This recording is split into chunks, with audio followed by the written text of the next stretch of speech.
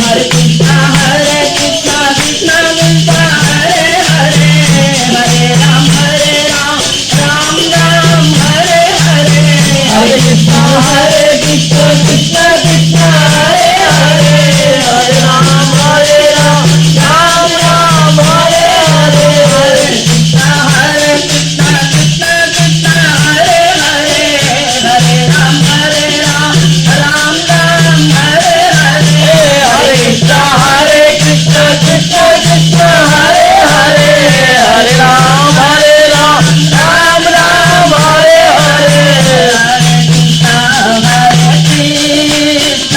कृष्णा कृष्णा हरे हरे, हरे राम राम राम हरे हरे, हरे कृष्णा कृष्णा कृष्णा हरे हरे, हरे राम राम राम हरे हरे, हरे कृष्णा कृष्णा कृष्णा हरे हरे, हरे राम राम हरे हरे, हरे कृष्णा कृष्णा कृष्णा हरे हरे, हरे राम राम राम हरे हरे, हरे कृष्णा कृष्णा कृष्णा हरे हरे, हरे राम राम हरे हरे, हरे कृष्णा कृष्णा कृष्णा हरे हरे, हरे राम राम हरे हरे, हरे कृष्णा कृष्णा कृष्णा हरे हरे, हरे राम राम राम हरे हरे, हरे कृष्णा कृष्णा हरे राम राम हरे हरे, कृष्णा कृष्णा कृष्णा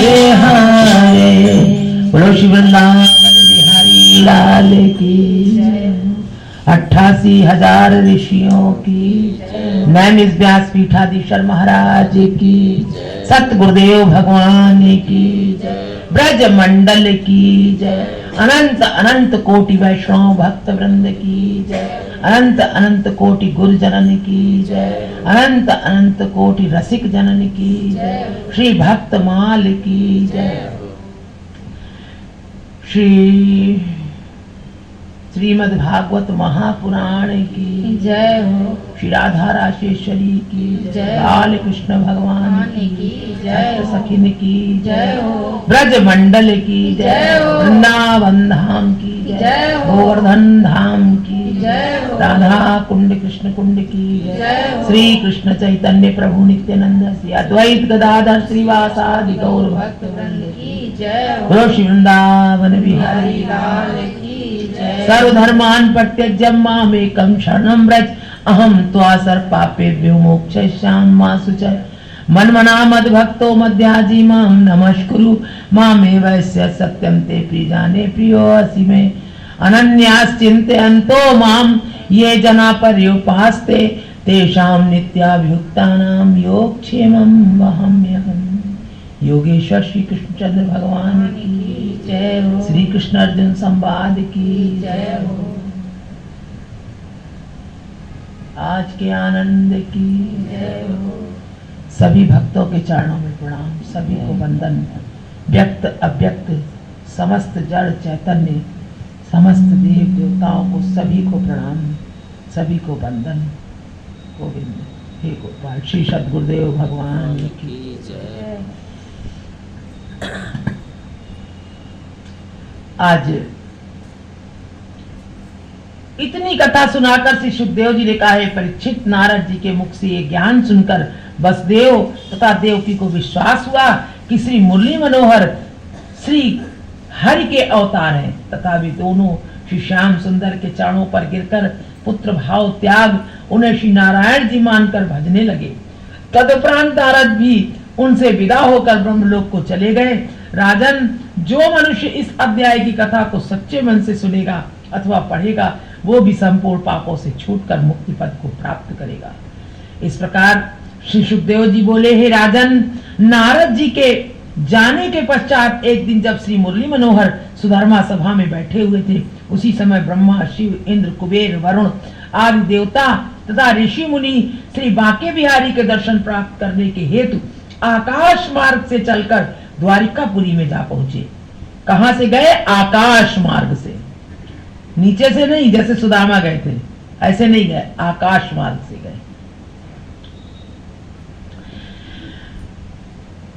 वहां जा पहुंचे जहां पर ऋषि मुनि बांके बिहारी के दर्शन प्राप्त करने हेतु आकाश मार्ग से चलकर द्वारिकापुरी में जा पहुंचे तथा उनके ऊपर नंदन वन के पुष्पों की वर्षा करने, नंदन वन के पुष्पों की वर्षा करी। यह भी एक विशेष बात है, नंदन वन के पुष्पों की वर्षा करी।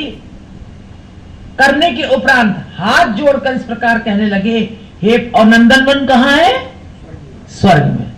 वहीं तो पारिजात लगा हुआ था वृक्ष, नंदन वन में। पुष्पों की वर्षा करने के उपरांत हाथ जोड़कर इस प्रकार कहने लगे, हे परम ब्रह्म प्रभु, आपके जिन चरण कमलों का ध्यान धरकर योगी, ऋषि, मुनि आदि मुक्ति पद प्राप्त करते हैं, उन्हीं का दर्शन पाकर हम भावसागर से पार उतरने की कामना रखते हैं। बोलो गोविंद भगवान। ऋषि मुनि जिन चरण कमलों को आपके ध्यान धरकर मुक्ति पा लेते हैं, बिल्कुल मुक्त हो जाते हैं, रजोगुण, तमोगुण, सतोगुण, काम, क्रोध, लोभ, मोह सबसे, उसी प्रकार हम इस भवसागर से पार होना चाहते हैं आपके चरण कमलों का ध्यान करके। हे निर्गुण स्वरूप, आप संपूर्ण सृष्टि की उत्पत्ति, स्थिति एवं विनाश के कारण हैं। यज्ञ, तप, ध्यान तथा तीर्थ आदि करने पर भी आपकी भक्ति के बिना किसी को इस लोक तथा परलोक में सच्चा सुख प्राप्त नहीं होता है। तब तक तो खाली कर्मों का फल मिलता रहता है। ये इतने कर्म किए, तप किया, यज्ञ किया, जप किया, दान किया, धर्म अधर्म सब देखा, करते रहे, बहुत आध्यात्म के कार्य, बहुत धार्मिक कार्य। तो इनमें करने से भाव में हर हमारी इंद्रियां जो हैं फिर वो कहीं प्रभावित होती ही नहीं है, अमरत्व प्राप्त हो जाता है। अब ना कुछ चाहिए और ना कुछ करना रह जाता है, अपने स्वरूप में स्थित हो जाती है जीवात्मा, ऐसी दशा होती है। कह रहे ना इस लोक में और ना परलोक में सच्चा सुख नहीं प्राप्त होता जब तक आपकी कृपा से पूर्व जन्म के पुण्य सहायक ना हो। बोले गोविंद भगवान की। पूर्व जन्म के पुण्य सहायक ना हो तब तक आपके चरणों में मन नहीं लगता। यानी जिसका मन इस जगत में लग रहा है वो अवश्य पूर्व जन्म के पुण्य उसके सहायता कर रहे हैं उसको, यानी कई जन्मों से वो भगवान की भक्ति कर रहा है, तब आपके चरणों में मन लग पा रहा है। अगर कई जन्मों से माया में फंसा होता तो माया में फंसे होने के कारण ये स्वभाववश वो भगवान याद नहीं आते, अभ्यास रहता ना उसका माया में फंसे रहने का पूर्व जन्म में, इसलिए उसको भगवान याद नहीं आते क्योंकि उसका अभ्यास है माया में फंसा है। वो इसी माया में अगर मन लग रहा है, कह रहे हैं जब तक आपकी कृपा से पूर्व जन्म के पुण्य सहायक नहीं होते, और ये भी भगवान की कृपा से होता है, भगवान की कृपा से ही पूर्व जन्म के पुण्य भी सहायता करते हैं। पूर्व जन्म के पुण्य सहायक ना हो तब तक आपके चरणों में मन नहीं लगता। हे महाप्रभु, आपके हम सब की आपने हम सब की प्रार्थना स्वीकार कर इस मृत्युलोक में सगुण अवतार ग्रहण किया है। आपने हम सब की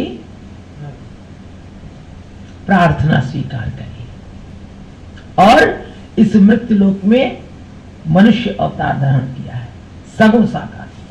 आपने 125 वर्ष तक इस संसार में निवास करके साधु वैष्णव को सुख दिया।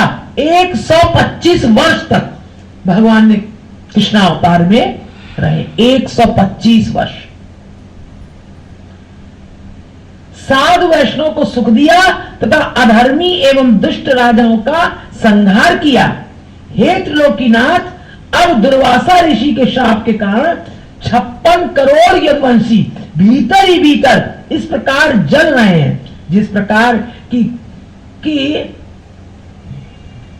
कोई वृक्ष भीतर से खोखला हो जाता है। अतः अब आप जो उचित समझते हो वो कार्य कीजिए। अब यदुवंशी अंदर ही अंदर जल रहे हैं। श्री सुखदेव जी बोले, हे परीक्षित, ब्रह्मा आदि देवताओं की इस प्रार्थना को सुनकर श्री कृष्ण जी ने कहा, हे ब्रह्मा जी, मैंने आपकी इच्छा समझ ली है।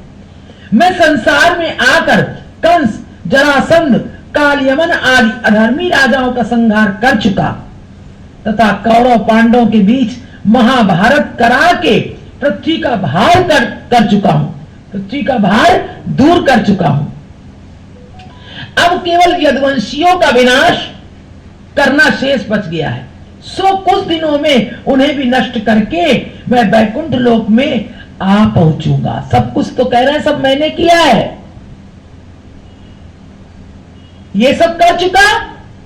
अब आगे केवल यदुवंशियों का नाश करूंगा और फिर बैकुंठ लोक में आ पहुंचूंगा। तुम लोग निश्चिंत होकर अपने स्थान को जाओ, मैं वहीं आ रहा हूं। श्री हरि के मुख से ऐसे वचन सुनकर ब्रह्मा आदि देवता प्रसन्न हो अपने अपने लोक को चले गए। तदुपरांत श्री मुरली मनोहर ने बैकुंठ लोक जाने का विचार करके एक दिन राजा उग्रसेन की सभा में यदुवंशियों से इस प्रकार कहा, हे भाइयों, दुर्वासा ऋषि के शाप के कारण द्वारिकापुरी में प्रतिदिन नए नए अपशकुन होते हैं। अतः हम लोगों को इन उपद्रवों की शांति के हेतु प्रभास क्षेत्र में चलकर स्नान, दान, यज्ञ, हवन आदि करके इस दोष को दूर करना चाहिए। जिस प्रकार समुद्र में निवास करने के कारण चंद्रमा का क्षयी रोग नष्ट हो गया था, उसी प्रकार प्रभास क्षेत्र में स्नान एवं दान करने से हम लोगों का दोष भी दूर हो जाएगा। श्री मुरली मनोहर के मुख से ऐसे वचन सुनकर श्री हरि के बाल्यावस्था के साथी भक्तराज उद्धव ने अपनी आंखों में आंसू भरकर इस प्रकार कहा, हे प्रभु, यदुवंशियों को प्रभास क्षेत्र में ले जाने का कारण मैं समझता हूं। बोलो गोविंद भगवान, कि आप वहां यदुवंशियों को नष्ट करके स्वयं भी वैकुंठ लोक को पधार जाएंगे, अन्यथा जब आपके तीर्थ रूपी चरण कमलों का ध्यान करने मात्र से ही सहस्त्रों शाप नष्ट हो जाते हैं, तो ध्यान करने मात्र से भगवान के चरण कमल, ध्यान करने मात्र से सहस्त्रों शाप नष्ट हो जाते हैं। तब प्रभास क्षेत्र में जाने की क्या आवश्यकता है? आप कौन से तीर्थ में जा रहे हैं? क्यों जा रहे हैं? आपके तो चरण ही तीर्थराज हैं। आप स्वयं तीर्थ स्वरूप हैं। हे त्रिभुवन पति, जिस प्रकार कहने लगे मैं जानता हूं आप क्यों जा रहे हैं। हे त्रिभुवन पति, जिस प्रकार आपने मुझे बाल्यावस्था से अपने साथ रखा है, उसी प्रकार आप अब भी मुझे अपने साथ ही ले चलें तथा ऐसा वरदान देने की कृपा करें कि जिस किसी योनि में मेरा जन्म हो, वहां मेरे हृदय में आपके चरण कमलों की भक्ति सदैव बनी रहे। ये बहुत बड़ी बात है कि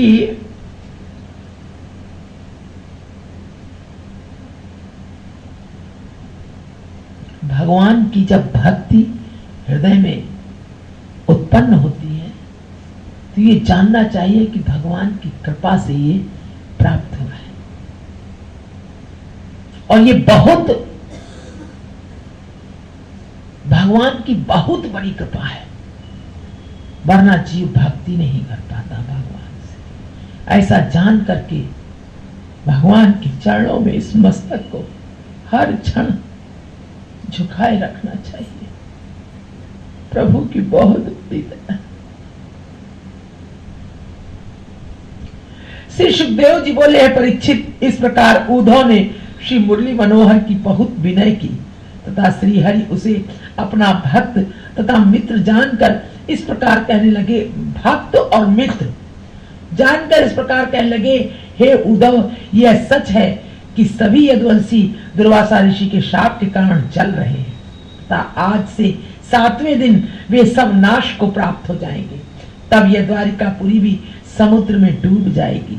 हे मित्र, ब्रह्मा आदि देवता मुझे बुलाने के लिए आए थे, अतः अब मैं भी अपना शरीर त्याग कर वैकुंठ लोक को चला जाऊंगा।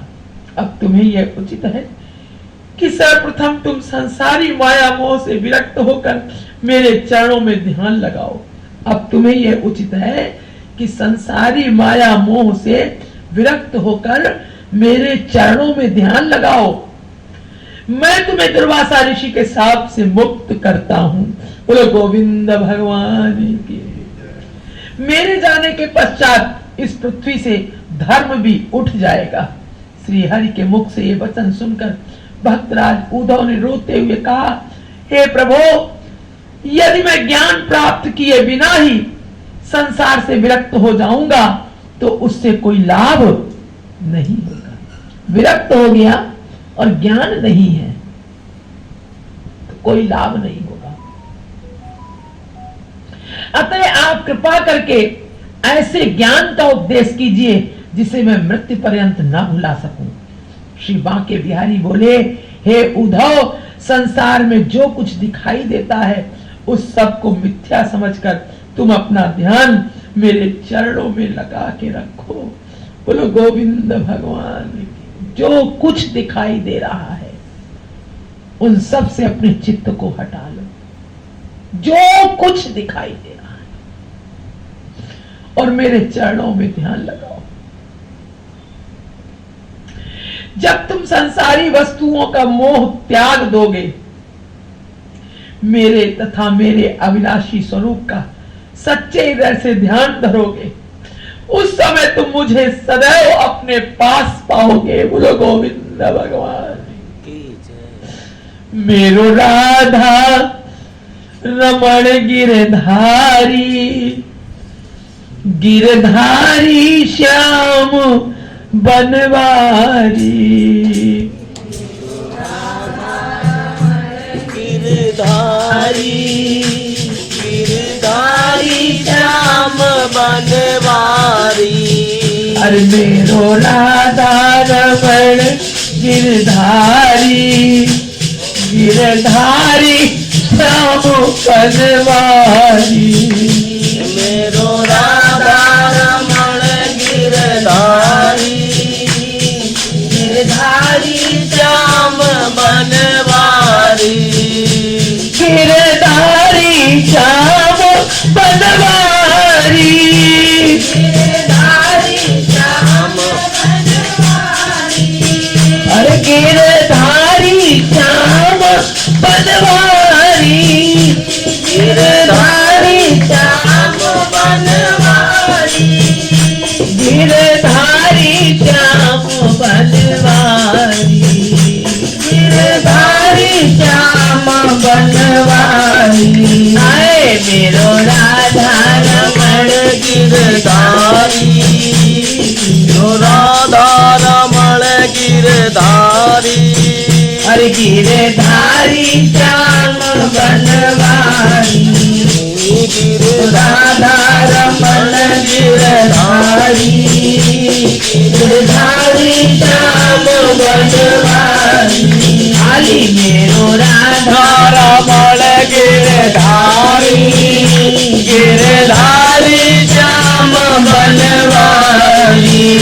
हरि आ जाओ, हरि आ जाओ, हरि आ जाओ, हरि आ जाओ, हरि आ जाओ, हरि आ जाओ, हरि आ जाओ, हरि आ जाओ। हरि आ जाओ, हरि आ जाओ।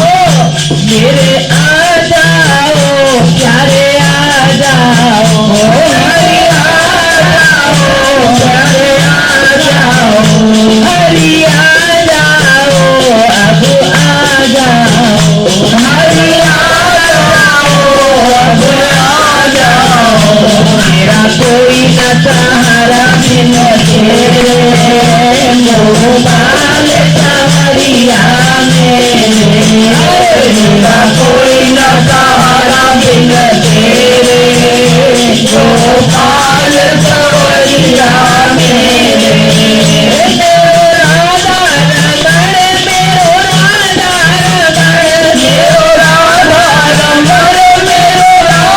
रमण मेरो राधा रमण मेरो राधा रमण मेरो राधा रमण मेरो राधा रमण मेरो राधा रमण मेरो राधा रमण गिरधारी गिरधारी श्याम बनवारी मेरो राधा रमण गिरधारी गिरधारी श्याम बनवारी मेरो राधा रमण गिरधारी गिरधारी श्याम बनवारी। बोलो श्री वृंदावन लाल की जय। इस प्रकार कहा कि हे उद्धव, संसार में जो दुख कुछ दिखाई देता है उस सब को तुम मिथ्या समझकर तुम अपना ध्यान मेरे चरणों में लगाओ। जब तुम संसारी मिथ्या समझकर संसारी वस्तुओं का मोह त्याग दोगे तथा मेरे अविनाशी स्वरूप का सच्चे हृदय से ध्यान धरोगे, उस समय तुम मुझे सदैव अपने पास पाओगे। जिस प्रकार प्याऊ पर अनेक मनुष्य एकत्रित होते हैं तथा पानी पीने के पश्चात अलग अलग हो जाते हैं, उसी प्रकार माता पिता स्त्री पुत्र आदि भी किसी की मृत्यु होने पर साथ न जाकर अपने घर को लौट आते हैं। इसी प्रकार माता पिता स्त्री पुत्र आदि भी किसी की मृत्यु होने पर साथ न जाकर अपने घर को लौट आते हैं। अतः उन सबके प्रेम को मिथ्या समझना चाहिए, उन सबके प्रेम को झूठा मिथ्या। भगवान ये उपदेश दे रहे हैं उद्धव को।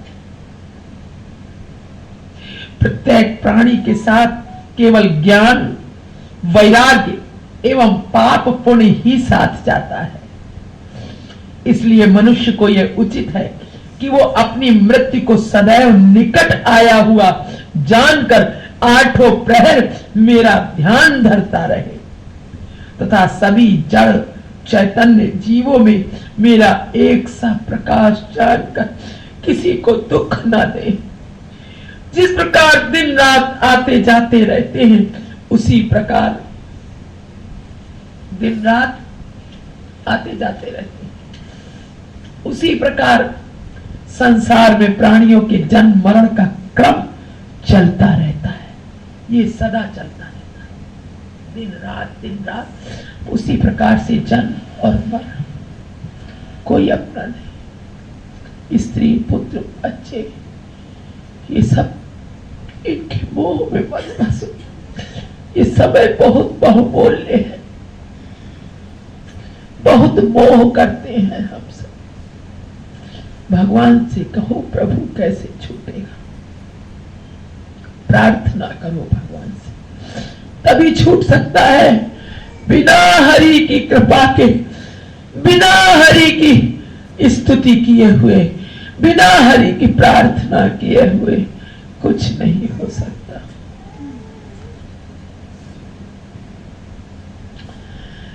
इस प्रकार क्रम चलता रहता है, रात दिन ऐसे ही जन्म मरण जन्म मरण जन्म मरण जन्म मरण जन्म। हमारे खानदान परिवार में कितने लोग मर जाते हैं जिनको लोग कहते हैं हमारा खानदानी है, हमारा पारिवारिक है, हमारा रिश्तेदार है, हमारा नातेदार है। कोई नहीं है, हमारा बेटा है, हमारी बेटी है, कुछ नहीं है। बस जब तक शरीर है तब तक चल रहा है, फिर कुछ नहीं है। इस प्रकार इस बात को कोई भी व्यक्ति नहीं जानता कि मृत्यु के उपरांत वो किस योनि में जन्म लेगा। कह रहे इस बात को कोई भी व्यक्ति नहीं जानता कि मरने के बाद कौन सी योनि में जन्म लेंगे हम। श्री श्याम सुंदर के श्री मुख से यह उपदेश सुनकर भक्तराज उद्धव ने कहा, हे अंतर्यामिन, अंदर की बात आप जानते हैं ना, इसलिए अंतर्यामी, स्त्री पुत्र आदि का मोह त्याग कर विरक्त होना अत्यंत कठिन है, कठिन है। अगर आप मुझ अज्ञानी पर दया करके कोई ऐसा सरल उपाय बताइए जिससे मैं संसारी मोह माया से विरक्त होकर आपके चरण कमलों की भक्ति प्राप्त कर सकूं, ऐसा कोई उपाय बता दीजिए मेरे दीनानाथ। ये छूटती नहीं है, ये जो मोह माया है, आप कृपा कीजिए, दया करिए प्रभु, आप समर्थ हैं, आप सब कुछ कर सकते हैं। आप मुझे ज्ञान रूपी नौका पर बैठाकर भवसागर से पार उतार दीजिए, ज्ञान रूपी नौका पर बैठा दीजिए मेरे गुरुदेव, मेरे स्वामी, मेरे गोपाल, मुझे ज्ञान रूपी नौका पर बैठा करके सब भवसागर से मुझे पार उतार दीजिए मेरे गोपाल।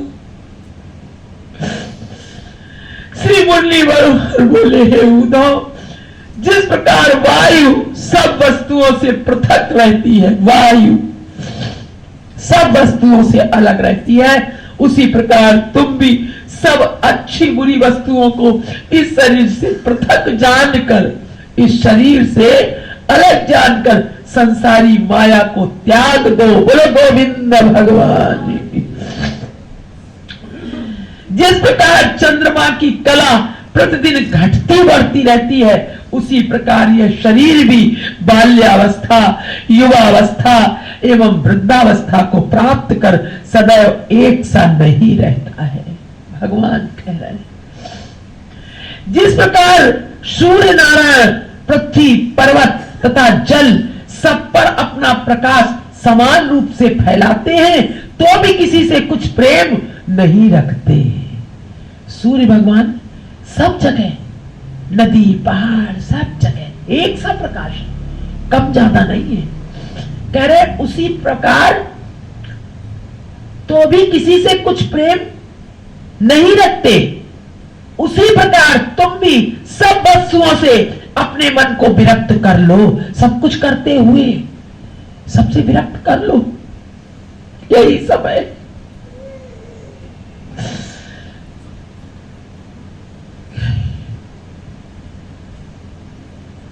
ये समय दोबारा नहीं आएगा। जो चले गए उन्हें देखो कैसे चले गए,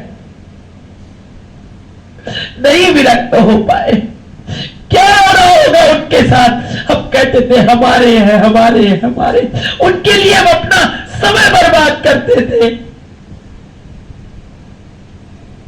यही दशा हमारी भी होगी। काल के गाल में पड़े हुए हैं,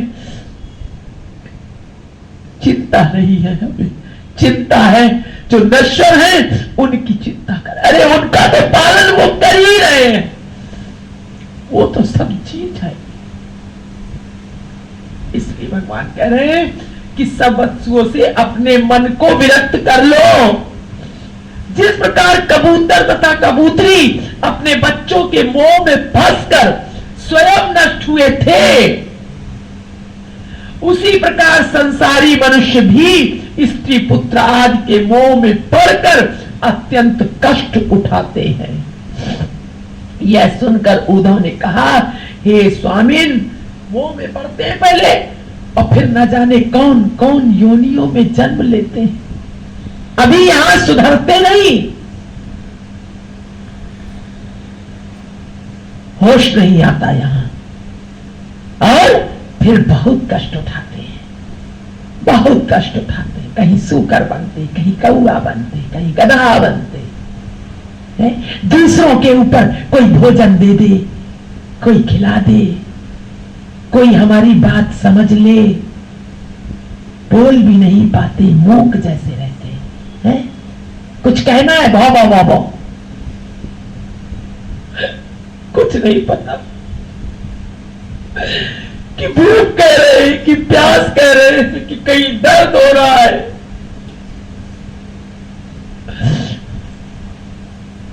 कुछ समझदार ऐसे बेचारे भक्त मनुष्य तो उनको पुचकार लेते हैं, उनकी बातें सुन लेते हैं, पशुओं की, पक्षियों की, कूकों की, बहनों की। कुछ होते हैं कि उनको पदहोश ही नहीं है, डंडा मार के भगा दो इसे। ऐसे कष्ट पाते हैं हम लोग, यही अपने स्त्री पुत्र बच्चों के कारण कष्ट पाते हैं, इस प्रकार का कष्ट पाते हैं, फिर अपने दिल की बात भी नहीं कह पाते।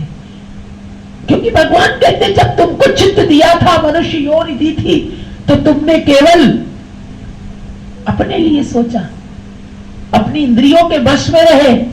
अब इंद्रियां हैं लेकिन अब तुम कुछ नहीं कर पाओगे, पशु जैसी हो गई। हे स्वामिन, आप मुझे उन दोनों पक्षियों की कथा विस्तार पूर्वक सुनाने की कृपा करें जो आप बता रहे हैं। श्री बांके बिहारी बोले, हे उद्धव, एक कबूतर अपनी पत्नी कबूतरी के साथ किसी वृक्ष पर रहता था। जिस प्रकार इंद्र अपनी पत्नी इंद्राणी के साथ विलास करता है, उसी प्रकार वो भी दाम्पत्य जीवन का आनंद उठाता था। एक दाम्पत्य जीवन का आनंद उठाता था, आनंद दाम्पत्य जीवन का है। भगवान ने 4 वर्ण बना दिए, ब्रह्मचर्य, गृहस्थ आश्रम है। लेकिन हम सब क्या करते, गृहस्थ आश्रम मरते दम तक। अरे गृहस्थ में रहने का मतलब ये नहीं है कि हम गृहस्थ में रह करके अरासक्त करें।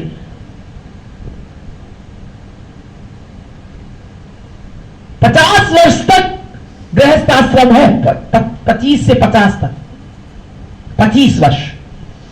50 वर्ष के बाद बहुत संयम से अपने जीवन को व्यतीत करना चाहिए।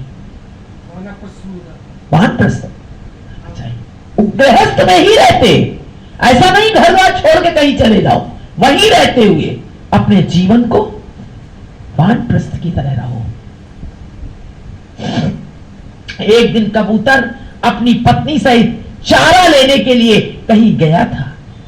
और ऐसा नहीं है, इन सब चीजों का बहुत फर्क पड़ता है। जब आप 50 वर्ष की आयु तक केवल इंद्रिय भोग करेंगे, और वो भी उस वक्त भी भोग भी बहुत आसक्तिपूर्ण नहीं करना है। कपिल देव जी को देखा था, उसके बाद 50 वर्ष के बाद बिल्कुल भगवान में ध्यान लगाए हुए और अपने परिवार में रहते हुए 50 वर्ष की आयु के बाद भी अगर उसको आसक्ति है और भोग कर रहा है, पशुवत जीवन जी रहा है। इस प्रकार एक दिन कबूतर अपनी पत्नी सहित चारा लेने के लिए कहीं गया था।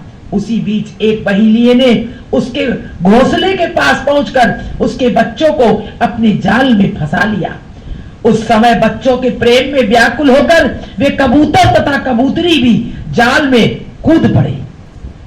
तब पहेलिया उन्हें भी लेकर अपने घर चला गया। हे उद्धव, जिस प्रकार कबूतर तथा कबूतरी ने अपने बच्चों की प्रीत में पड़कर अपने प्राण दिए तथा बच्चे उनकी कुछ भी सहायता नहीं कर सके, उसी प्रकार संसारी मनुष्य भी स्त्री पुत्र आदि के मोह में पड़कर नरक का दुख भोगते हैं। नरक का दुख स्त्री पुत्र आदि के में फंस करके। वहां कोई भी उनकी सहायता नहीं करता है, कोई सहायता नहीं करता। अतः ऐसों के लिए स्वयं दुख उठाना तथा अपने परलोक को बिगाड़ना कभी उचित नहीं है। ऐसों के लिए भगवान कृष्ण कह रहे हैं। हे उद्धव, इस संबंध में एक और इतिहास सुनो। पुरातन युग में यदु नामक एक राजा ज्ञान प्राप्ति के कारण हेतु अनेक ऋषि मुनियों तथा योगियों के पास जाया करता था। ज्ञान के लिए ऋषि मुनि योगियों के पास जाता था। यदु नाम का राजा एक दिन उसी अभिलाषा में वो गोदावरी नदी के तट पर जा पहुंचा। वहां दत्तात्रेय नामक एक परम तेजस्वी ब्राह्मण को बैठे देखकर राजा अपनी पालकी से उतर पड़ा तथा उनके समीप जा हाथ जोड़ परिक्रमा करने के उपरांत इस प्रकार कहने लगा, हे महापुरुष, आपने तरुणावस्था में यह पद कैसे प्राप्त किया, परम पद प्राप्त किया आपने, इतने तेजस्वी आप दिखाई दे रहे हैं। और तरुणावस्था है अभी आपकी, युवावस्था में तो इंसान तो हार चुका होता है, समझ जाता है कि अरे अभी संसार में कुछ नहीं है, तब भक्ति करी तो क्या करी, लेकिन हाँ चलो करी तो। लेकिन तरुणावस्था में आपने ऐसा पद कैसे प्राप्त किया है? आपका तेज देखने से यह प्रतीत होता है कि आप कोई बड़े ज्ञानी हैं जो अपने गुण को छिपाए हैं। आप किसी भी वस्तु को अपने पास न रखकर संसार से ऐसे विरक्त दिखाई दे रहे हैं जैसे कमल का फूल जल में उत्पन्न होकर भी जल से पृथक रहता है।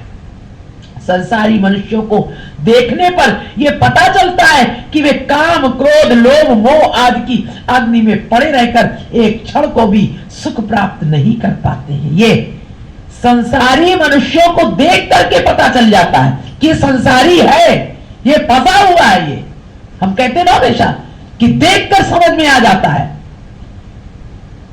कि अभी क्या स्थिति है।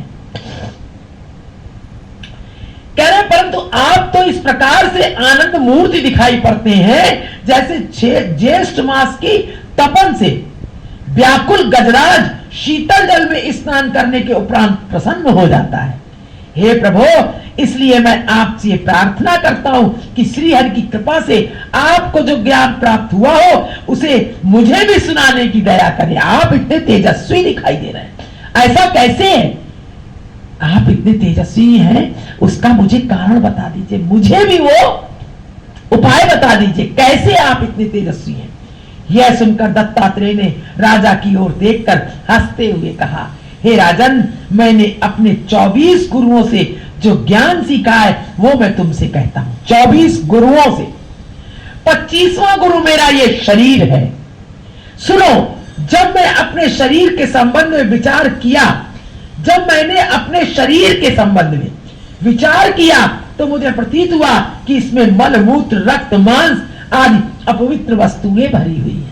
हम कहते हैं ना, जिस समय काम करते हैं, कहीं रोटी बेल रहे हैं, कहीं कुछ कर रहे हैं, तो ये शरीर ही गुरु हो जाता है और आत्मा शरीर से अलग दिखाई देने लगती है। भैया, अरे इसमें क्या क्या भरा हुआ है, आदि अपवित्र वस्तुएं भरी है। श्री हरि का ध्यान धरने एवं शुभ कर्म करने के अतिरिक्त अन्य कुछ भी श्रेष्ठ नहीं है। ये शरीर किस काम का है? ये श्रेष्ठ नहीं है, इसकी चिंता छोड़ दे। ये शरीर गुरु हो गया, शरीर ने बता दिया कि इसके अंदर गंदगी भरी है। कैसे? हम कहते हैं कि देखो शरीर को देखो, रास्ते में एक्सीडेंट हो जाता है पड़े तो देखो वही शरीर कितना गंदा दिखाई देने लगता है। लोग कहते हैं अरे देख नहीं पा रहे हैं। वही शरीर जब भगवान का प्रकाश निकल जाता है व्रत पड़ा रहता है, अगर जरा सा ना करो तो बदबू देने लगता है, 2 दिन पड़ा रहेगा बदबू देने लगेगा। ये बात देख करके तो इस शरीर से मोह छोड़ देना चाहिए। ये श्रेष्ठ नहीं है शरीर, इसलिए श्रेष्ठ नहीं है।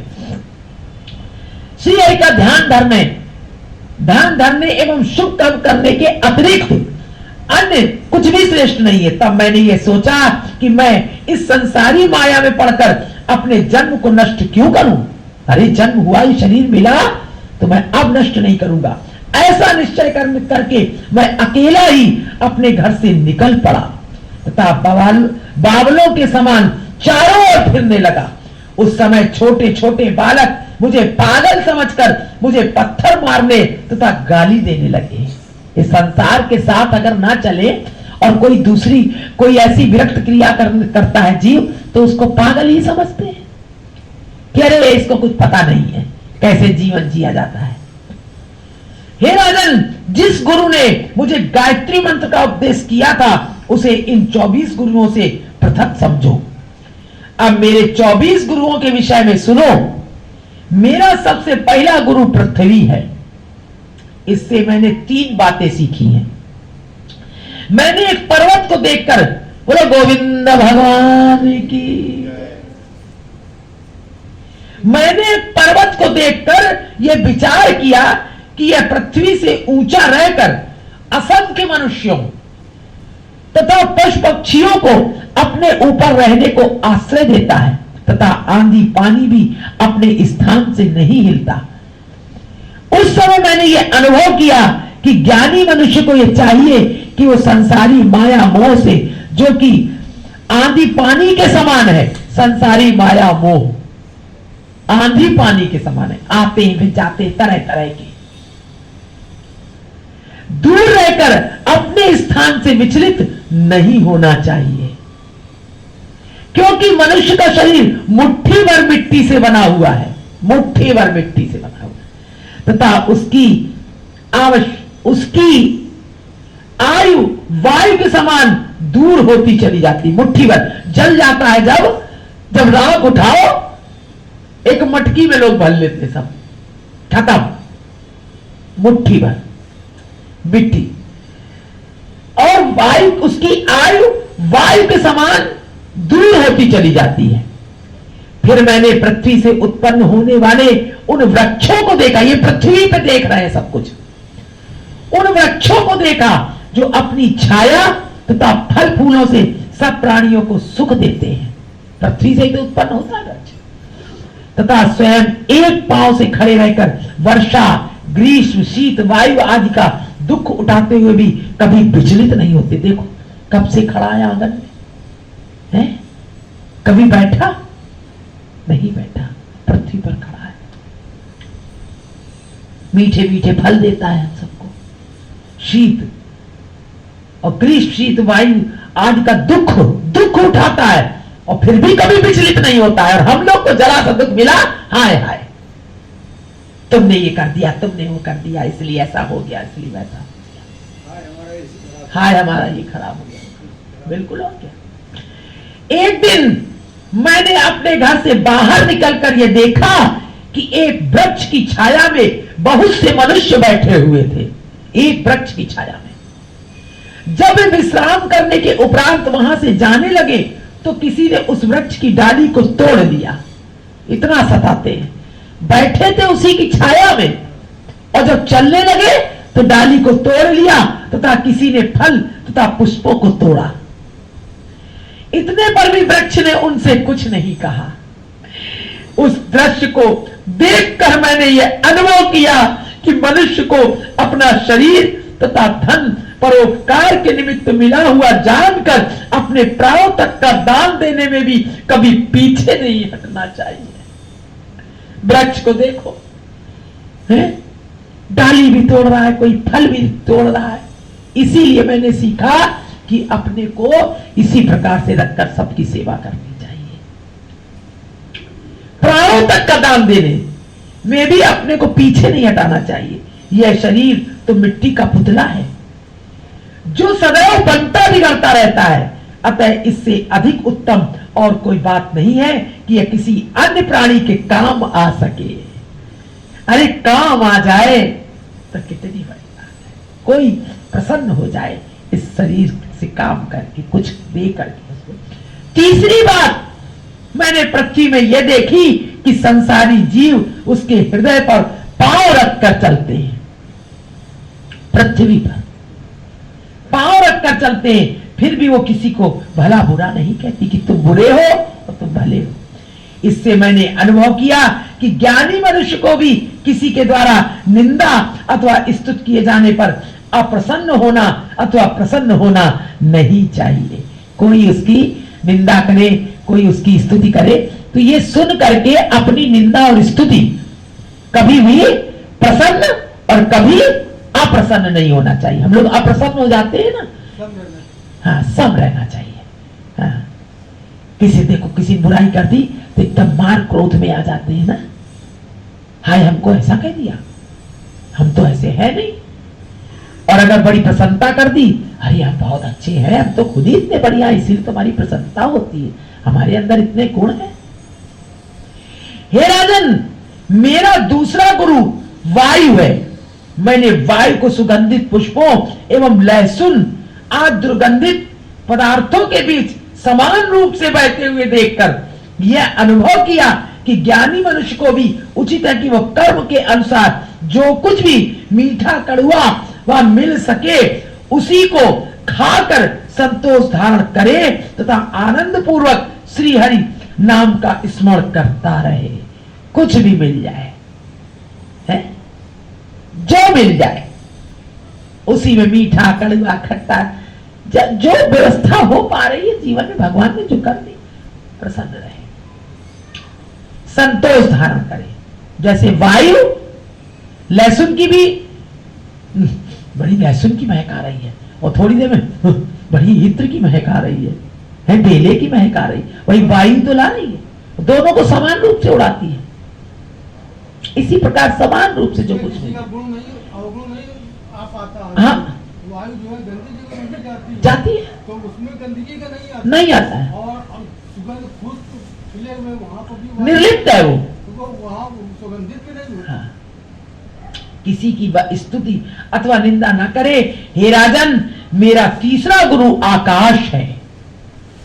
जिस प्रकार गूलर के फल के भीतर छोटे छोटे मच्छर भरे रहते हैं, उसी प्रकार पृथ्वी तथा आकाश की गोलाई के बीच संपूर्ण जल चैतन्य जीवों का निवास है। इस ब्रह्मांड रूपी आकाश के भीतर मैंने ये देखा कि सूर्य का प्रकाश स्वर्ण, चांदी अथवा मिट्टी से निर्मित पात्रों के पानी में एक जैसा पड़ता है, चाहे स्वर्ण का हो पात्र, चाहे मिट्टी का हो, है? चाहे चांदी का हो, जैसा भी हो, सूर्य का प्रकाश सब में एक जैसा पड़ता है। उसे किसी मिश्रण का आश्रय प्राप्त नहीं है। यदि किसी बर्तन को तोड़कर पानी बहा दिया जाए तो प्रकाश पुनः सूर्य में जा मिलता है। यदि बर्तन में ही रहे तो सूर्य का तेज कुछ घटता भी नहीं है। यह देखकर मैंने अनुभव किया कि 84 लाख योनियों में परम ब्रह्म प्रभु का एक सा प्रकाश समझना, सब में एक सा प्रकाश। जीवों के जन्म मरण से उन्हें कुछ लाभ हानि नहीं होती। हे राजन, मेरा चौथा गुरु मोती के समान निर्मल जल है। पृथ्वी, आकाश और जल, वायु, आकाश और जहां कहीं वो जल मैला दिखाई देता है, वहां मिट्टी अथवा राख आदि के मिश्रण का कारण समझना चाहिए। अगर वो मैला है तो किस कारण मैला है? कि मिट्टी है इसमें, मिट्टी अथवा राख आदि के मिश्रण का कारण समझना चाहिए, अन्यथा वो अपनी उज्ज्वलता एवं पवित्रता से संपूर्ण विश्व को शुद्ध करता रहता है। उसे देखकर मैंने यह अनुभव किया कि ज्ञानी मनुष्य को भी जल के समान शुद्ध तथा निर्मल रहकर अपने समीप बैठने वालों को ज्ञान उपदेश द्वारा निर्मल तथा पवित्र बना देना चाहिए। बोलो गोविंद भगवान कि जहां भी रहे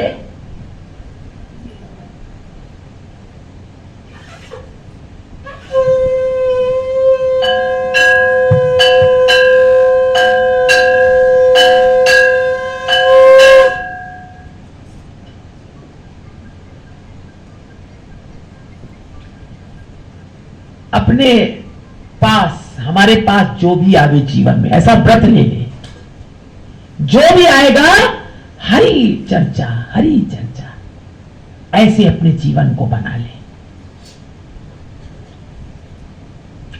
कह रहे अपने समीप बैठने वालों को ज्ञान उपदेश द्वारा निर्मल छल कपट छोड़ दें वो सब और पवित्र बना देना चाहिए, जिससे सभी छोटे बड़े लोग उसे श्रेष्ठ कहे, उसे श्रेष्ठ कहे। इस संसार में आए हो, तुम्हें कोई श्रेष्ठ कहे, दत्तात्रेय कह रहे हैं, जिससे कि उनका भी कल्याण हो सके। ऐसे रहो जीवन में, जीवन ऐसा होना चाहिए। हे राजन, मेरा पांचवा गुरु अग्नि है, जिसमें डालने से संपूर्ण वस्तुएं भस्म हो जाती हैं, दूसरे दिन के लिए नहीं बचती हैं।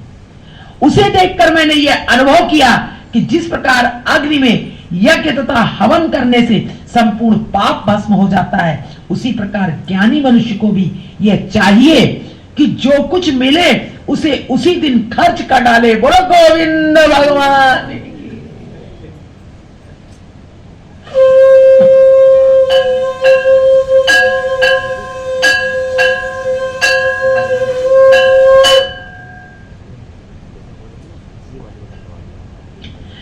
दूसरे दिन के लिए न रखे। यदि कोई कुछ खिलाए तो उसे खाकर अपने आशीर्वाद द्वारा खिलाने वाले के पाप को नष्ट कर दे। कह रहे कितना अच्छा है, देखो इसने हमारा पेट भर दिया है, देखो कैसी प्यास बुझाती है हमारी, मीठा मीठा जल पिलाती है। ऐसे हृदय से सोचे कितने इसके, इस जीव के कितने सुंदर भाव हैं, देखो कितना हमारी पर कृपा करती है ये। ऐसा सोचे, ये नहीं कह रहे हम तो बड़े श्रेष्ठ ही हैं, हम आए हैं इनके आते तो पिलाएंगे ही, कौन सी बड़ी बात है, ये तो सभी करते हैं। नहीं, विशेष है ये जीव, इसने हमारे भूख प्यास की इसको चिंता है, देखो कितना श्रेष्ठ है। ऐसे सोचे, हे राजन, मेरा छठवां गुरु चंद्रमा है।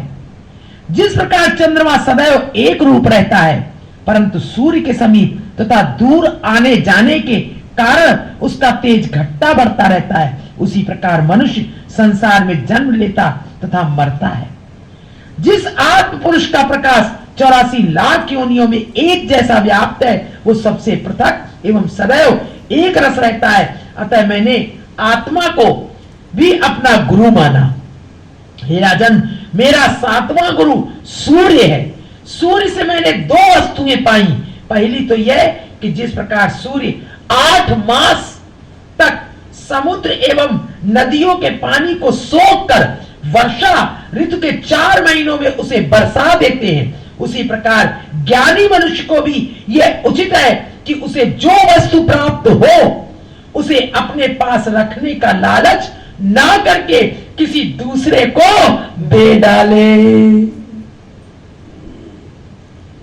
ये ना सोचे कि हमको मिला तो अपना ही भोग करे, दूसरे को दे दे। दूसरी ये कि जिस प्रकार पानी से भरे हुए अनेकों बर्तन धूप में रख दिए जाएं तो उन सब में सूर्य का प्रतिबिंब दिखाई पड़ता है, फिर भी सूर्य एक से अधिक नहीं होता, उसी प्रकार परमात्म पुरुष केवल एक ही है तथा उसका प्रतिबिंब सभी जीवों में दिखाई देता है। हे राजन, मेरा 8 अब अलग अलग नहीं है भगवान, सब चल रहे फिर रहे खा रहे पी रहे, एक है, सब में एक ही है। कह मेरा 8वां गुरु कबूतर नामक पक्षी है। जिस प्रकार वो अपने बच्चों के लिए जाल में दाना चुगने गया और बहेलिया उसे पकड़कर अपने घर ले गया, उसी प्रकार ज्ञानी मनुष्य भी स्त्री पुत्र आदि की संसारी माया मोह में पड़कर नष्ट हो जाता है। उस पक्षी ने एक दिन में जितना कष्ट उठाया उतना सुख वो सहस्त्रों वर्षों में भी प्राप्त नहीं कर सकता था। अतः यह अनुभव करके कि मैं स्त्री पुत्र आदि का मोह त्याग कर सदैव अकेला तथा प्रसन्न बना रहता हूं। बोले गोविंद भगवान की। दत्तात्रेय बोले राजन, मेरा 9वां गुरु अजगर नामक एक सर्प है।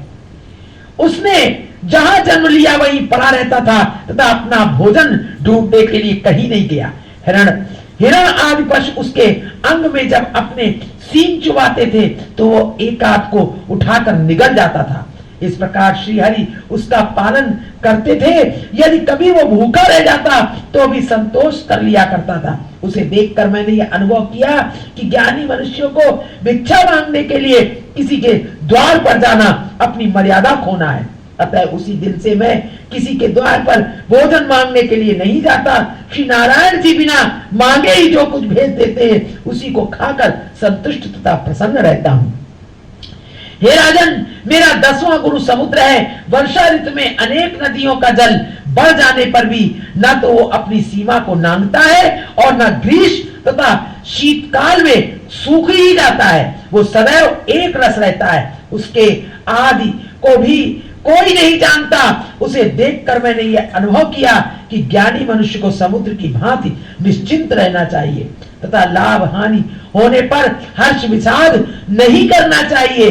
हे भूपाल, मेरा 11वां गुरु पतंग है। जिस प्रकार वो दीपक पर मोहित हो उससे मिलने के लिए निर्भयता पूर्वक समीप जाकर भस्म हो जाता है, उसी प्रकार जो संसारी जीव अपनी स्त्री पुत्र धन आदि के मोह में फंस जाते हैं वे अंत समय नरक को प्राप्त हो जाते हैं। अतः मैंने यह अनुभव किया कि ज्ञानी मनुष्य को अन्य मोह माया में न पड़कर पतंग के समान श्रीहरि से प्रेम करके अपने प्राण त्यागने चाहिए, जिससे उसे मुक्ति पदार्थ की प्राप्ति हो। स्त्री रूपी दीप शिखा से प्रेम करने पर मनुष्य रूपी पतंग के ज्ञान वैराग्य रूपी दोनों पंख जल जाते हैं। ज्ञान और वैराग्य रूपी ये दोनों पंख हैं।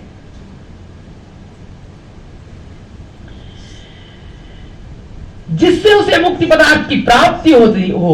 स्त्री रूपी दीप शिखा से प्रेम करने पर मनुष्य रूपी पतंग के ज्ञान वैराग्य रूपी दोनों पंख जल जाते हैं। तब पंग हो जाने के कारण वो वैकुंठ में नहीं पहुंचता, वो पंग हो जाता है। अब वो कैसे उड़ के जाएगा? अतः माया रूपी स्त्री से पृथक रहकर उसके समीप एकांत में कभी नहीं बैठना चाहिए। जो मनुष्य स्त्री तथा धन से सुख प्राप्त की इच्छा रखते हैं वे पतंग के समान जलकर नष्ट हो जाते हैं। यह बात अनुभव करके मैंने स्त्री की संगत को त्याग दिया है। हे पृथ्वीपति, मेरा 12वां गुरु मधुमक्खी है। एक बार मैंने ये देखा कि मधुमक्खी ने बड़े परिश्रम से छत्ते में शहद एकत्रित किया तथा अत्यंत कृपण बनकर उसे ना तो स्वयं खाया और ना किसी दूसरे को ही खाने दिया। कुछ समय बाद एक भील ने आकर उसके छत्ते को जला डाला तथा संपूर्ण शहद निकालकर स्वयं ले गया। इस दृश्य को देखकर मैंने अनुभव किया कि द्रव्य संचय करने वालों की यही दशा होती है। उसी दिन द्रव्य संचय करने वालों की उसी दिन से मैं अपने पास की संपूर्ण वस्तुएं दूसरे दिन के लिए न रखकर तत्काल व्यय कर देता हूं। ज्ञानी मनुष्य को अपने भोजन से अधिक लेने की आवश्यकता नहीं है, क्योंकि संचय की जाने वाली वस्तु मधुमक्खी के छत्ते के समान नष्ट हो जाती है। हे राजन, मेरा 13वां गुरु हाथी है। एक बार मैंने ये देखा कि हाथी फंसाने वालों ने वन में एक गड्ढा खोदकर उसे सीकों से पाट दिया तथा काले कागज के एक हाथी तथा हथनी को बनाकर उसके ऊपर खड़ा कर दिया। उसी समय एक जंगली हाथी उस कागज की हथनी को वास्तविक हथनी समझकर काम के वशीभूत हो दौड़ा हुआ वहां आ पहुंचा तथा उस गड्ढे में गिरकर असहाय बन गया। हाथ पैर टूट गए और वो थे कागज के। दौड़ा। अच्छा, वो दृश्य देखकर मैंने अपने मन में विचार किया कि ज्ञानी मनुष्य को स्त्री की कामना कभी नहीं करनी चाहिए, यहां तक कि कठपुतली से भी प्रीत नहीं रखे। जिस प्रकार हाथी ने अवास्तविक हथनी के पीछे गड्ढे में पड़कर दुख प्राप्त किया, उसी प्रकार पर स्त्री गमन करने वाले मनुष्य नरक में पड़कर अनेक प्रकार के कष्ट उठाते हैं। हे राजन, मेरा 14वां गुरु मधुमक्खी के छत्ते से शहद निकालने वाला किरात है, जो मधुमक्खियों द्वारा बहुत दिनों से संचय किए हुए शहद को एक बार में ही निकाल कर ले जाता है। मधुमक्खी कितने समय तक उसको इकट्ठा करती है और वो आता है और तुरंत निकाल ले जाता है। उसे देखकर मैंने अनुभव किया कि यदि वे मक्खियां उस शहद को स्वयं खा लेती तो वो किरात उसे किस प्रकार ले जाता। इससे निष्कर्ष निकलता है कि जो लोग किसी वस्तु का संचय करते हैं उन्हें दुख के अतिरिक्त सुख प्राप्त नहीं होता। अतः ज्ञानी को उचित है कि वो धन दान का संचय करने वाले गृहस्थ से केवल अपने प्रयोजन भर भोजन ग्रहण करे। झोली बांधकर चलने से उसे मार्ग में किसी के द्वारा अपहरण भी किया जा सकता है। बहुत सारा धन लेकर न चले और जितनी आवश्यकता है उतना ही जो भोजन भर किया, बाकी पैसा रुपया सब हटाओ, उसे ज्यादा बांध के ना चले। बहुत से लोगों को देखा जहां कहते पैसा, हाँ तुरंत निकाल देते हैं, हाँ पैसा लिए, बहुत सारा पैसा लेके चलते हैं। थोड़ा पैसा लेके तो चलो चलना चाहिए, बहुत पैसा लेके चलते हैं। हे पृथ्वीपति, मेरा 15वां गुरु हिरण है। जिस प्रकार वो संगीत की लय पर मुग्ध होकर ठिठक कर रह जाता है तथा उसी समय शिकारी का बाण लगने के कारण अपने प्राण गंवाता है, उसी प्रकार संसारी मनुष्य माया रूपणी स्त्री के गायन तथा शब्द को सुनकर उसके वशीभूत हो जाते हैं, जिससे उन्हें नरक की प्राप्ति होती है। अतः ज्ञानी मनुष्य को उचित है कि वो किसी स्त्री से संभाषण न करे तथा अपने स्थान से उठकर कहीं न जाए। हे नरपति, मेरा 16वां गुरु मछली है। मैंने एक मछली को वंशी यानी मछली पकड़ने की एक कटिया जिसकी नोक में आटा लगा रहता है में फंसे हुए देखकर यह अनुभव किया कि ज्ञानी मनुष्य को सुस्वादु भोजन ढूंढने और उसे प्राप्त करने की इच्छा नहीं रखनी चाहिए। स्वादिष्ट भोजन, श्री नारायण जी जो कुछ भी रूखा सूखा खाने को दे दें उसी को खाकर संतुष्ट रहना चाहिए। यही पर तो आप सब जोड़े हमेशा देखते हैं? हैं। आप यही पर सब जोड़ देते हैं। ये सब चीजें। बहुत सरलता से जीवन जियो, भगवान तब दे देता भैया। खूब जीवन चलेगा, खूब आनंद में रहो और भगवान का खूब भजन करो। मनुष्य शरीर मिला है। पंचभूत आत्मा तथा जिह्वा को वश में रखने से लोक में प्रशंसा तथा परलोक में सुख की प्राप्ति होती है। पंचभूत आत्मा और जिह्वा को वश में रखने से लोक में प्रशंसा, जहां रहोगे वहां भी तुम्हारी प्रशंसा होगी तथा परलोक में सुख भी प्राप्त होगा। अगर हमारी ये पंचभूत इंद्रियां वश में है, कम खाओ, कम बोलो, कम चलो, कम देखो, कम सुनो, सारी इंद्रियों से। एक दिन हे नृपश्रेष्ठ, मेरा 17वां गुरु पिंगला नामक एक वैश्या है। एक दिन मैंने राजा जनक के नगर में जाकर ही देखा कि वो पिंगला वैश्या संध्या होते ही 16 श्रृंगार करके किसी व्यसनी के आंगन में आगमन की प्रतीक्षा में आधी रात तक अपने द्वार पर बैठी रही। परंतु जब फिर भी उसका कोई ग्राहक नहीं आया तब वो अत्यंत उदास होकर घर के भीतर जा शैया पर लेट रही। उसी समय उसे नींद में ऐसा ज्ञान प्राप्त हुआ जैसा 10 सहस्त्र वर्षों तक तप ध्यान करने पर भी उसे कभी नहीं मिलता।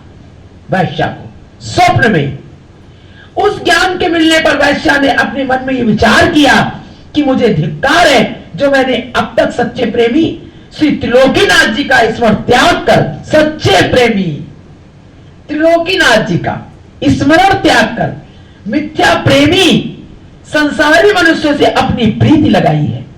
मेरे समान महामूर्ख अन्य ना हो कोई होगा।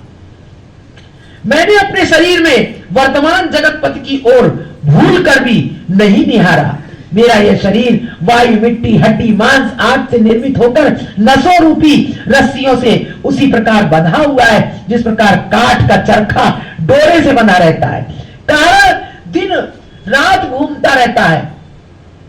जिस प्रकार किसी मकान में अनेक दरवाजे होते हैं उसी प्रकार इस शरीर में भी नाक, कान आदि 9 द्वार हैं। इन प्रत्येक द्वारों से अशुद्ध एवं अपवित्र वस्तुएं बाहर निकलती रहती हैं। मैंने इस घर में रहकर स्वयं को प्रसन्न रखना चाहा, परंतु अब यह ज्ञात हुआ है कि इस मिथ्या संसार में रहने वाले प्राणी को दुख के अतिरिक्त सुख कभी नहीं मिलता है। केवल श्री नारायण जी का स्मरण एवं ध्यान करने से ही लोक परलोक सुधर सकता है। जितना धन पाने के लिए वह मृत्यु के पूर्व किसी काम न आने वाले अपने व्यसनी को रिझाया करती थी, उतना श्रृंगार करके यदि मैं श्री त्रिलोकीनाथ को अपने प्रति आकर्षित करती तो मेरा परलोक कभी का बन जाता। दुख है कि मैंने अब तक उन लोगों से सुख प्राप्त की आशा की जो स्वयं ही माया रूपी रस्सी से बंधे हुए अपने दुख से दुखी हैं।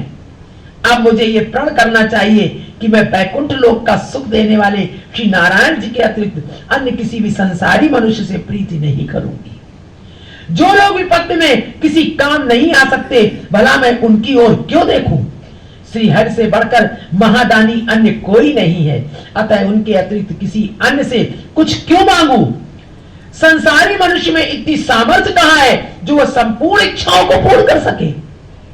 यदि मैं यह कहूं कि आज किसी व्यसनी के ना मिलने के कारण ही मुझे यह ज्ञान प्राप्त हुआ है, तो इसका उत्तर यह है कि आज के समान पहले भी अनेक अवसर ऐसे आए हैं जब मेरे पास कोई व्यसनी नहीं आया था और सज धज के मैं बैठी थी, परंतु तब मेरे हृदय में ऐसा ज्ञान कभी उत्पन्न नहीं हुआ था। आज तो न जाने पूर्व जन्म का कौन सा पुण्य उदय हुआ है जो मुझे इस ज्ञान की प्राप्ति हुई। हे राजन, इस प्रकार वो वैश्या 3 प्रहर रात बीतने तक ज्ञानपूर्ण बातों पर विचार करती रही। दूसरे दिन जब वो सोकर उठी तो उसने ये निश्चय कर लिया कि अब मैं वैश्यावृत्ति नहीं करूंगी तथा श्री हरि के चरणों में ही 8 प्रहर अपना ध्यान लगाए रहूंगी। इतनी कथा सुनाकर श्री सुखदेव जी ने कहा, हे परीक्षित, उस पिंगला वैश्या को यह ज्ञान दत्तात्रेय के दर्शन प्राप्त होने के कारण ही मिला था। दत्तात्रेय का दर्शन किया था उसने।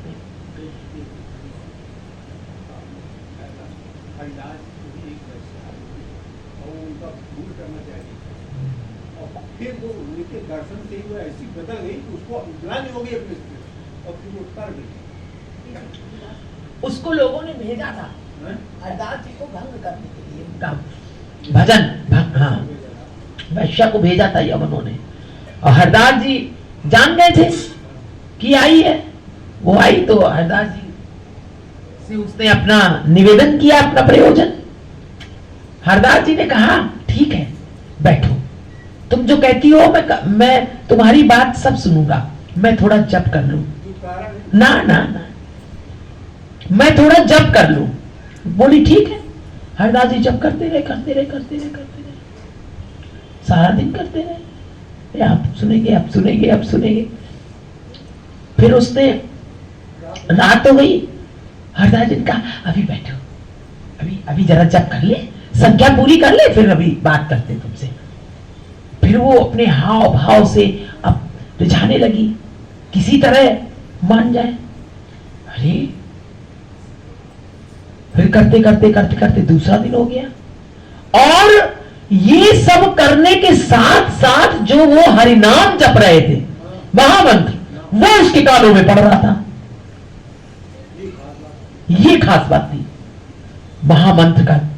और हरदास जी की जो तेज था उससे शुद्ध हो रही थी, वो धीरे धीरे प्रविष्ट हो रहा था उसके अंदर। माया का पलायन कर रही थी माया। और करते करते जब तीसरा दिन हुआ तब उसने चरणों पे गिर गई हरदास जी के। बोली, क्षमा कीजिए, मुझे भेजा गया था, ज्ञान हो गया उसे, संत के संसर्ग से, भगवान नाम से, एक प्रभाव से ऐसा हुआ उसको। यही हाल दत्तात्रेय जी के साथ पिंगला का हुआ, परंतु उसे इस रहस्य का आभास नहीं था। और उन्होंने, हरदास जी ने उसको फिर मंत्र दिया और उसको वो शिष्य हो गई हरदास जी की। और हरदास जी ने अपनी भजन कुटी उसको दे दी। कहने, तुम यहाँ, बहुत बड़ी बात है, सिद्ध स्थान उसको दे दिया अपना, जैसे उनको दे दिया था मार्ता शिवरी को, मार्तंड जी ने। इस प्रकार उस वैश्या को मिला। तो कभी भी भगवान के भक्त के समीप कोई भी आएगा खाली नहीं जाएगा। इतना धनी होता है वो, देगा जरूर कुछ ना कुछ, खाली नहीं जाए, लौटेगा खाली नहीं।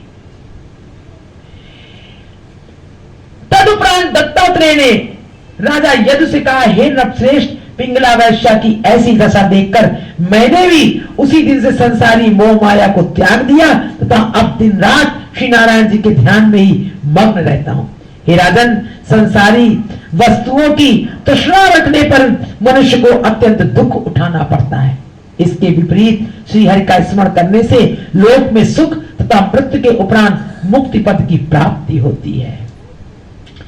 ये जो हम लोग सुनते हैं तो भगवान की कृपा से कहिए नहीं अक्षरशः हो पाता है, लेकिन अगर ऐसा जीवन बन जाए तो भगवान की बहुत बड़ी कृपा होनी चाहिए। पता नहीं क्यों भैया, हमारे जीवन का ये एक प्रण था, प्रण अपने आप जैसे बना था, हमने बनाया नहीं कि कोई भी हमें मिले हमें भगवत चर्चा करनी है, कोई भी मिलता है भगवत चर्चा करनी है, उसी का आज ये परिणाम है। प्रत्यक्ष दिखाई दे रहा है। यहां तो ना कोई आश्रम था, ना कोई संत महात्मा दिखाई दे रहे थे, हैं? ना कोई कुछ नहीं। आज भी लोग जाते हैं मंदिर, कहते तो कहते मंदिर कहां है वहां, कुछ भी ना होते हुए भी सब कुछ अदृश्य रूप में सब। तो आप अक्षर से देखो ना भगवान क्या कह रहे हैं। क्यों नहीं हम लोग भगवान की शरण में जाते हैं? लेकिन वही है, भगवान की कृपा पर है, किसी का कोई पुरुषार्थ नहीं है। तो ये अपना एक ऐसा उद्देश्य, एक स्वभाव सा है कि कोई भी मिलता है उससे ही बस भगवत चर्चा, और इसके अलावा कुछ नहीं। जीवन ही नहीं रहा कभी ऐसा। जिस प्रकार वो वैश्या अपने संसारी प्रेमियों की प्रीत को त्याग कर मुक्त हो गई, उसी प्रकार सबसे विरक्त होकर श्री हरि का स्मरण करने वाले मनुष्य भी भवसागर से पार उतर जाते हैं। दत्तात्रेय ने कहा, राजन, मेरा 18वां गुरु चील नामक पक्षी है। एक दिन मैंने देखा कि एक चील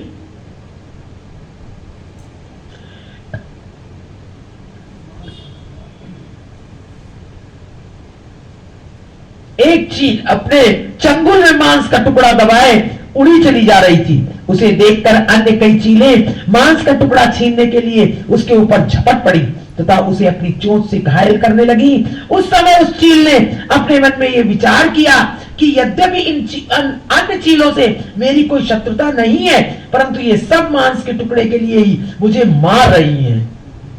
मेरी कोई शत्रुता नहीं है, लेकिन इस मांस के टुकड़े की वजह से मुझे कह रही छोड़ो, और मुझे नोच रही है। अतः मुझे इस टुकड़े को छोड़ देना चाहिए। ऐसा निश्चय करके उस चील ने मांस का टुकड़ा गिरा दिया।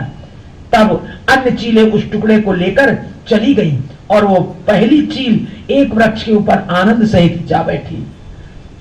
इस दृश्य को देखकर मैंने यह अनुभव किया कि धन आदि वस्तुएं अपने पास रखने से पारिवारिक लोग तथा चोर ठग आदि मेरे साथ शत्रुता करेंगे। अतः मैं सब वस्तुओं को त्याग कर प्रसन्नता पूर्वक यहाँ श्री हरि का भजन करता रहता हूं। ज्यादा पैसा होगा तो घर वाले भी। हे राजन, मेरा 19वां गुरु अज्ञानी बालक है। वो कभी भी काम, क्रोध, लोभ, मोह आदि के वशीभूत नहीं होता। वो इतना विरक्त होता है कि यदि वो अपने हाथ में बहुमूल्य मणि लिए हुए हो और कोई अन्य मनुष्य उसे मेवा मिष्ठान के बदले मांगे तो उसे तुरंत दे डालता है। बालक वो अपने घर द्वार से कुछ भी स्नेह न रखकर ज्ञानियों के समान निर्लिप्त एवं विरक्त बना रहता है। उसे देखकर मैंने अनुभव किया कि ज्ञानी मनुष्य को सदैव विरक्त तथा निर्लोभ बना रहना चाहिए। इस संसार में ब्रह्म ज्ञानी तथा अबोध बालक, ये दो ही प्राणी सदा प्रसन्न रह पाते हैं। एक अबोध बालक और एक ब्रह्म ज्ञानी, वही प्रसन्न रह पाते, बाकी प्रसन्न नहीं रह पाते। इनके विपरीत अन्य लोग सुख दुख के माया जाल में फंसे रहते हैं। हे नरपति, मेरा 20वां गुरु कुमारी कन्या है। एक बार मैं एक गृहस्थ ब्राह्मण के घर भिक्षा मांगने के लिए गया। वहां मैंने देखा कि एक कुमारी कन्या अकेली बैठी हुई है तथा घर के अन्य लोग कहीं गए हुए। उसी समय दूसरे नगर से 3 मनुष्य उसके विवाह का संदेश लेकर वहां आ पहुंचे। उस बालिका ने तीनों मनुष्यों को बड़े आदर पूर्वक बैठाया तथा घर में चावल तैयार न होने का स्वयं एक कमरे में जाकर धान कूटने लगी। धान कूटते समय जब उसके हाथों की चूड़ियां खनकी, उस समय बालिका ने अपने मन में विचार किया कि घर पर आए हुए मेहमान अपने मन में यह सोचेंगे कि इनके यहाँ एक दिन खाने के योग्य भी चावल नहीं है, अब कूट रही है धान। इस बात को लज्जापूर्ण समझकर उस बालिका ने अपने हाथों में 2-2 चूड़ियां रहने दी तथा शेष चूड़ियां एक एक करके तोड़ डाली। हाथों में 2-2 चूड़ियां रहने पर भी जब उनका बोलना बंद न हुआ तब उसने एक एक चूड़ी और तोड़ डाली। इस प्रकार जब चूड़ियों की आवाज बंद हो गई तब उसने धान कूटकर मेहमानों को भोजन कराया। उस दृश्य को देखकर मैंने यह अनुभव किया कि बहुतों की संगति में रहने से परस्पर विरोध होता है। यहां तक कि यदि 2 मनुष्य भी एक साथ रहें तो पारस्परिक वार्तालाप के कारण हरि स्मरण नहीं हो पाता। अतः ज्ञानी मनुष्य को उचित है कि वो किसी की संगति अथवा प्रीति ना करे। अकेला रहकर इस श्री हरि के चरणों में अपने चित्त को लगाए। हे भूपाल, मेरा 21वां गुरु एक तीर बनाने वाला है। एक बार मैंने बाजार में खड़े होकर एक तीर बनाने वाले की दुकान पर यह देखा कि वो तीर बनाने में संलग्न था। उसी समय राजा की सवारी बड़ी धूमधाम से निकलती हुई उसकी दुकान के सामने होकर एक दूसरी ओर को चली गई। कुछ देर पश्चात राजा के एक सेवक ने, जो पीछे रह गया था, उस तीर बनाने वाले के पास आकर पूछा कि राजा की सवारी किस ओर गई है। उस समय तीर बनाने वाले ने उससे कहा कि मैंने राजा की सवारी को नहीं देखा है, अतः तुम्हारे प्रश्न का उत्तर देने में असमर्थ हूँ। यह सुनकर सेवक बोला कि अभी कुछ देर पूर्व ही राजा की सवारी बड़ी धूमधाम से तुम्हारी दुकान के सामने से होकर गई है, तब तुम इस प्रकार कुछ झूठ क्यों बोल रहे हो। इस पर तीर बनाने वाले ने उत्तर दिया, हे भाई, मैं तो तीर बनाने में लगा हुआ था, अतः मुझे यह पता ही नहीं चला कि राजा की सवारी कब आई और कब चली गई। उस दृश्य को देखकर मैंने यह अपने मन में अनुभव किया कि ज्ञानी मनुष्य को यह उचित है कि वो अपनी इंद्रियों को वशीभूत कर सब ओर से मन हटा श्री हरि के चरणों का ही अहर्निश स्मरण एवं ध्यान किया जाए करे। हे राजन, मेरा 22वां गुरु सर्प है। वो अपने रहने के लिए बिल नहीं बनाता, चूहों के बिल में ही रहता है, रहा करता है। उसे देखकर मैं अनुभव किया कि ज्ञानी मनुष्य को भी अपना घर नहीं बनाना चाहिए, अपितु रात्रि के समय जिस स्थान पर ठहर जाए उसी को अपना घर समझना चाहिए। हे नृपाल, मेरा 23वां गुरु मकड़ी है। वो सूत के समान तारों को अपने मुख से निकालकर फिर स्वयं ही उन्हें खा जाती है। उसे देखकर मैंने यह अनुभव किया कि श्री नारायण जी को ऐसा जानना चाहिए कि वो 84 लाख योनियों को उत्पन्न कर उनका पालन पोषण करते हैं तथा अंत समय में सबके जीवात्मा को अपने में आत्मसात कर लेते हैं। इस अतः ज्ञानी मनुष्य को यह उचित है कि वो श्री हरि को घट घट में व्याप्त जानकर सदैव उन्हीं के स्मरण में मग्न रहा करे। हे राजन, मेरा 24वां गुरु भृंगी नामक कीड़ा है। उसके भय से अन्य कीड़े भी उसी के स्वरूप के हो जाते हैं। उसे देखकर मैंने अनुभव किया कि ज्ञानी मनुष्य को श्री हरि के चरणों में इस प्रकार चित्त लगाना चाहिए कि वो उन्हीं के स्वरूप का हो जावे। इतना ज्ञान उपदेश करने के उपरांत दत्तात्रेय ने कहा, हे राजन, मैंने 24 गुरुओं से जो थोड़ा बहुत ज्ञान सीखा था वो तुम्हें सुना दिया। अब तुम इस ज्ञान को अपने हृदय में धारण करके श्री हरि का स्मरण एवं ध्यान करो। ऐसा करने से तुम्हें मुक्ति पद की प्राप्ति होगी। हे नरश्रेष्ठ, 84 लाख योनियों में भ्रमण करने के उपरांत यह मनुष्य शरीर अत्यंत कठिनाई से प्राप्त होता है। अतः इस शरीर को पाकर संसारी माया मोह में फंसना उचित नहीं है। यह मनुष्य शरीर श्री नारायण जी का ध्यान धरने के निमित्त ही प्राप्त हुआ है, नारायण का ध्यान रखने के लिए प्राप्त हुआ है। इस शरीर के अतिरिक्त अन्य किसी योनि में श्री हरि का दर्शन प्राप्त होना अत्यंत कठिन है। जो प्राणी मनुष्य शरीर पाकर भी श्री हरि का भजन नहीं करता वो पुनः 84 लाख योनियों के चक्कर में पड़कर अत्यंत कष्ट उठाता है। जिसने मनुष्य शरीर को पा लिया उसे समझना चाहिए कि उसने संसार रूपी समुद्र के पार करने वाली नौका पर अपना एक पांव रख दिया है। कितनी सुंदर बात, एक पांव रख दिया भवसागर से पार होने के लिए। यदि वह शुभ कर्मों द्वारा अपना दूसरा पांव भी रख लेता है तब तो वो भवसागर से पार उतर जाता है, अन्यथा उसी मनुष्य शरीर रूपी नाव से नीचे गिरकर 84 लाख योनियों में पूरा घोर कष्ट पाता है। यह शरीर कभी दुर्बल कभी पुष्ट होता रहता है। अतः इस नाशवान शरीर से किसी प्रकार का मोह नहीं रखना चाहिए। जो लोग स्त्री पुत्र धन आदि हाथी घोड़ा आदि को अपना मानकर यह समझते हैं कि ये सब अंत समय में मेरे काम आवेंगे तो इन्हें नरक का घोर कष्ट उठाना ही पड़ता है।